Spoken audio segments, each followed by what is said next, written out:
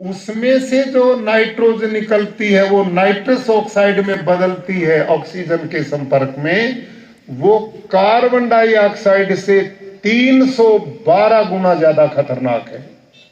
आप अब विचार करो, देश और दुनिया में करोड़ों करोड़ों टन यूरिया और डीएपी खेतों में प्रति वर्ष डाला जा रहा है और इससे गैस पैदा होती है नाइट्रस ऑक्साइड।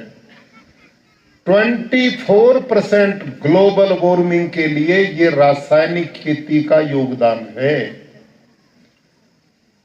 आप और हमने सोचना चाहिए कि हम धरती को भी बंजर बना रहे हैं, पानी को भी दूषित कर रहे हैं और जो आहार ले रहे हैं वो जहरीला होकर हमारे बच्चों को, हम सबको अनेक बीमारी, कैंसर जैसी बीमारी का कारण बना है। अब तो साइंटिस्ट और डॉक्टर्स भी कहने लगे कि कैंसर की जो स्पीड है वो पिछले 3 साल में ही 3 गुना बढ़ गई है और बढ़ती जा रही है।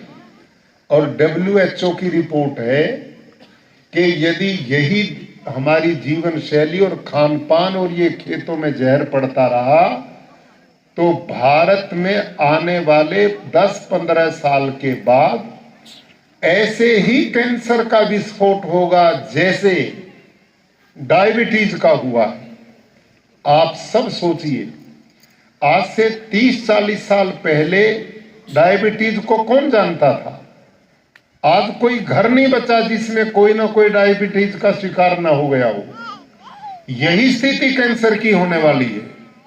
आज छोटे छोटे बच्चे जो बीड़ी सिगरेट नहीं पीते, दारू शराब नहीं पीते, उनको कैंसर हो रहा है। वो कारण, आज मां के दूध में भी यूरिया, आज गाय भैंस के दूध में भी यूरिया आ रहा है। जहर जब स्लो पॉइजन हम सब के अंदर खान पान से जा रहा है तो उससे हमारे शरीर के ऑर्गन धीरे धीरे कमजोर होकर के रोग से लड़ने की ताकत शरीर में नहीं बचती।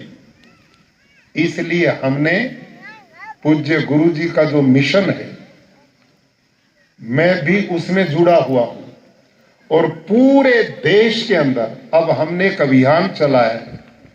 गुजरात में इस समय 9,20,000 किसान प्राकृतिक खेती करना शुरू कर चुके हैं। लाखों टन, हजारों टन हमने यूरिया डीएपी की खपत वहां कम कर दी है और किसान ने एक उत्साह का वातावरण बन गया। पूरे देश में अलग अलग मैं जा रहा हूं और एक मिशन बना लिया है कि अगले कुछ ही वर्षों में देश में एक प्राकृतिक खेती की क्रांति बनेगी।